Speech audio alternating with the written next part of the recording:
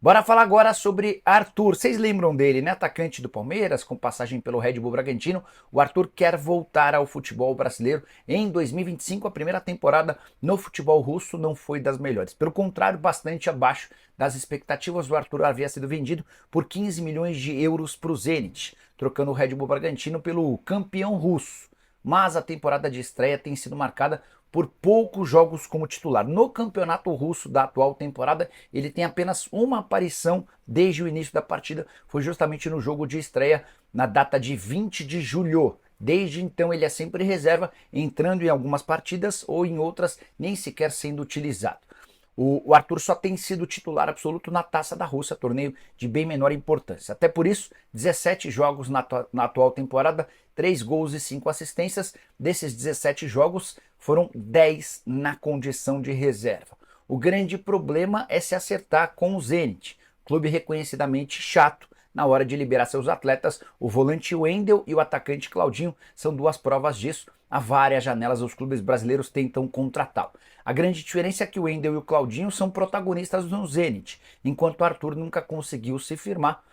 A expectativa dos representantes do Arthur é de que ele consiga sair por empréstimo. Estou atrás de mais novidades sobre o tema, beleza? Scarpa, ontem o Edu Panzi que esteve no jogo, como você avalia essas declarações dos jogadores do Galo após a 10ª partida sem vencer, em Panzi? Um abraço. Tudo bem, Rafa? Um abraço pra você. Cara, eu encaro com normalidade, todos muito cientes do momento que não é bom, do momento que é inferior ao do adversário na final da Libertadores, que é o Botafogo. Todos cientes que o adversário é o favorito pro jogo e todos também cientes de que se trata de apenas um jogo. E que em uma partida esse favoritismo ele diminui. Eu sempre falo aqui, não tô falando porque é a final da Libertadores, que no mata-mata a distância técnica ela diminui, e no caso não é nem um mata-mata, é só um mata, porque são 90 e poucos minutos, talvez mais 30 de prorrogação, e essa distância técnica obviamente ela diminui. E aí entra muito a parte mental, a parte física. O Botafogo fez um jogo muito importante e duro ontem pelo Campeonato Brasileiro. O Atlético poupou os seus principais jogadores. O Botafogo teve data FIFA de descanso para muitos jogadores, o Atlético não teve. Então acho que fisicamente as equipes chegam num momento muito parecido. Mentalmente o Botafogo chega mais forte, porque vive um momento melhor, e o Atlético precisa se apegar às coisas boas da temporada. Por mais que o momento do Galo seja inferior, entre as coisas boas da temporada estão as competições de mata-mata, em que o Atlético foi finalista nas duas, é finalista na Libertadores e é a melhor equipe da Libertadores.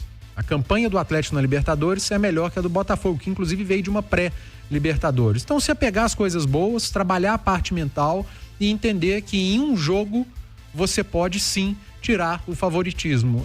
Tentar deixar o momento de lado e focar no mata-mata, na final da Libertadores, porque há chance e ela é grande. Como você acha que o Atlético deve jogar no próximo sábado, hein?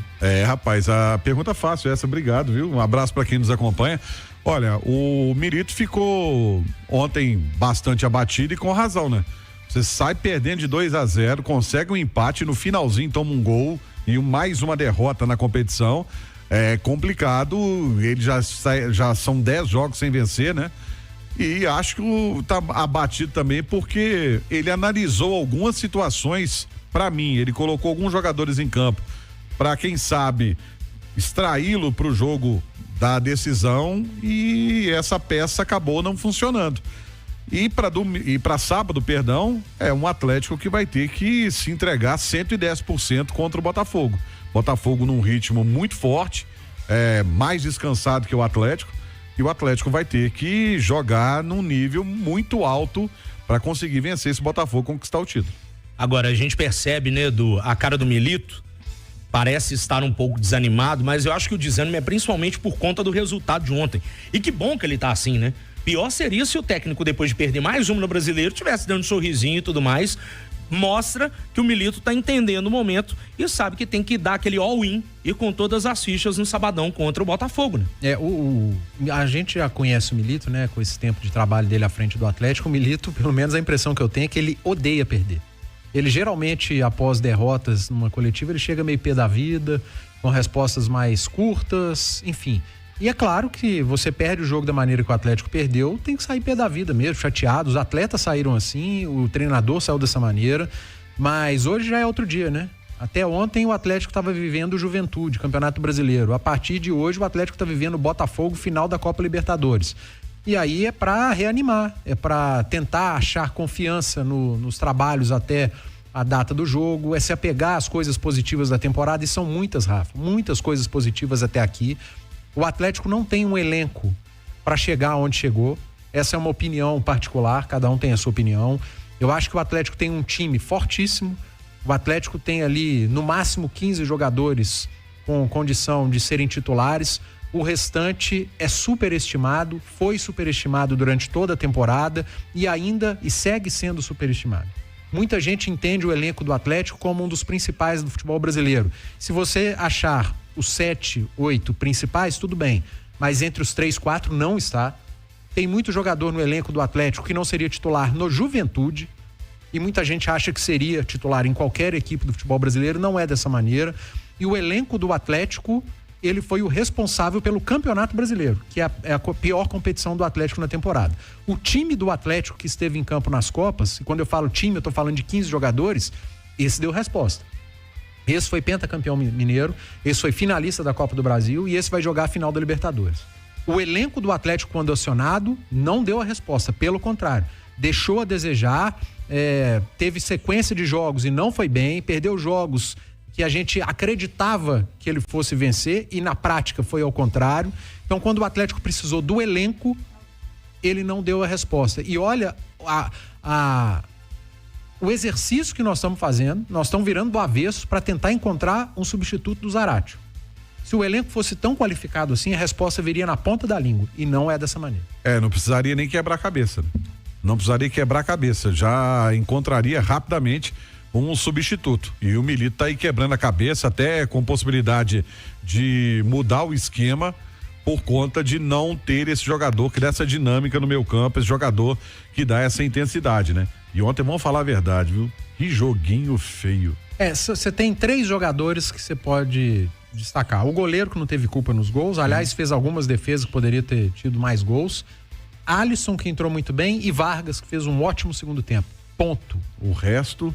O resto é resto. Exatamente. Isso. E lembrando que o Atlético, na questão de, não falou nem de montagem de elenco, mas de administração do elenco, tinha que abrir espaço na folha de pagamentos e, consequentemente, negociou jogadores. Sabe aquela história do a gente só dá valor quando perde? Sim. Hoje você vê a falta que fazem. O Edenilson da vida, até mesmo para compor o banco, um Ademir da vida, um Pavon da vida.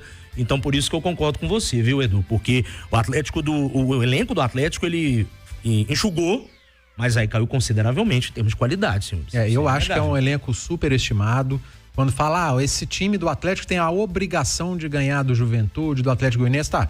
Você pega alguns jogadores desse elenco, das reservas, quais deles seriam titulares nesse time? Com muita sinceridade. O Igor Gomes seria titular? O Igor Rabelo tem quantos anos de Atlético? Muitos. Quantas vezes ele foi titular? Titular. O cara do time principal. Cara, talvez no primeiro ano, não? Quando teve aquela... Não me lembro. Raríssimo. Eu sinceramente, também... Quando começou a ser, não teve sequência por conta de lesão. Verdade. Isso conta também. Ele teve que lutar com muitas lesões. E eu tô pegando alguns exemplos, você pega vários outros exemplos. Kardec, a base do Atlético. Gente, a base do Atlético, infelizmente o Atlético não pode contar com a base dele. A base do Atlético ainda precisa melhorar muito, respeitar processos. Então, o problema do Atlético na temporada, que pra mim é muito boa, pra mim é acima da expectativa, eu não tinha expectativa de ver o Atlético nas finais das Copas, mas eu tinha expectativa de ver o Atlético brigando por Libertadores. É melhor você estar nas finais das Copas do que brigando por Libertadores. Aliás, o Atlético está brigando por Libertadores, né? Pelo título e pela permanência na competição na próxima temporada. O time foi além da expectativa. Mas quando precisou contar com o elenco, ficou escancarado. O elenco do Atlético não é um elenco para jogar 3 competições em alto nível. E uma delas, o nível é baixíssimo, o Campeonato Brasileiro. Quando precisou, e você vê que o Atlético perdeu muitos jogadores, chegou a ficar sem 12 jogadores num período no Campeonato Brasileiro e foi recorrer ao seu elenco, que é a base, não deram resultado. E também expectativa em cima de alguns jogadores, como o Bernard, por exemplo, que não conseguiu. Não aconteceu até hoje, né, Ronaldo? Bernard não. E não pode reclamar de sequência. Verdade. É isso, turma. A gente vê aí o Atlético mal nesse Campeonato Brasileiro, olhando para o elenco. Você vê a questão do Lemos, só para voltar um pouquinho nesse tema aqui. O Lemos, ele estava para ser negociado, não rolou a negociação, ele volta para o Atlético, ele é escanteado e do nada você vê que ele passa a ser utilizado de novo, para você ver como é que tá essa questão da gestão do grupo, né? O Lemos de escanteado a titular no time do Galo. E o Atlético teve que fazer escolhas, né? O Milito teve que fazer escolhas e a escolha não é só do treinador. Eu acho que você priorizar a competição, essa escolha começa lá em cima da gestão e no final das contas, alguém acha que o Atlético fez errado? Quando começou a avançar na Copa do Brasil e na Libertadores, de priorizar? Eu não acho. Eu também não. Tanto que chegou nas duas finais, com um elenco, eu repito, curto. Então o trabalho da comissão técnica foi bom, é bom, muita gente critica, eu respeito todas as opiniões, mas falando de um elenco curto, que ninguém tinha expectativa de chegar às finais, ele chegou e ainda tem a chance de ser campeão da Libertadores, para mim o trabalho da comissão técnica é bom. Agora é repensar para a próxima temporada, independentemente de jogar ou não a Libertadores, e tentar formar um elenco mais equilibrado. Não estou dizendo nem forte, grande, um bom elenco. O elenco precisa ser, no mínimo, equilibrado, e o do Atlético não é equilibrado. Quando precisa de jogador para contra-ataque, o Atlético não tem. Quando precisa de articulador, você perde um, você não tem outro. Quando você precisa de zagueiro de velocidade, você não tem. O seu melhor zagueiro é um volante. Quando você precisa de um lateral esquerdo, você não tem. Você pega e improvisa um meia da base. Então na direita você improvisa um zagueiro. Mas aí é a opção do treinador. Ele tem o lateral, mas um lateral de quase 40 anos. Não aguenta. Que é o Mariano. Então é um elenco desequilibrado. Então que a diretoria do Atlético, independentemente das competições que vai disputar ano que vem, pense e trabalhe para montar um elenco equilibrado. Elenco equilibrado, às vezes, é até melhor do que um elenco muito forte, do que um elenco muito rico. E olha só, você pega o atual campeão da Libertadores, que tem esse mesmo problema de elenco, e até com jogadores envelhecidos, ele não conseguiu avançar para as finais, nem de Libertadores, que ele defendia o título, nem de Copa do Brasil, e briga contra o rebaixamento. É isso aí, torcedor atleticano. O Galo está muito próximo de fazer história, né? Se tornando bicampeão da Libertadores. É sábado, é dia 30. Temos esse grande jogo importante, onde o Galo tem que entrar muito concentrado em campo e fazer uma boa partida contra o Botafogo e se sagrar bicampeão da Libertadores. Sabemos que será uma partida muito complicada, principalmente pelo momento delicado que vive o Atlético Mineiro.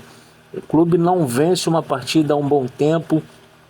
Os jogadores reserva, né? Vem entrando em campo, parece que com um desânimo enorme. Tá chato de ver esses jogadores desanimados em campo. Parece que não tem aquela vontade de vencer, de mostrar que pode ser um diferencial para o Milito usar na final, né? A gente não consegue enxergar um jogador para fazer essa diferença saindo do banco de reserva, né? É incrível isso. O time está numa decisão de Libertadores e os jogadores parecem não querer mostrar vontade de jogar. Eu peço que se inscreva no canal, deixa seu like, ative a notificação e compartilhe esse vídeo aí a mais atleticano. Estamos perto de atingir a nossa marca de 15 mil inscritos. Faça parte dessa família também aí e ajude a gente. Valeu!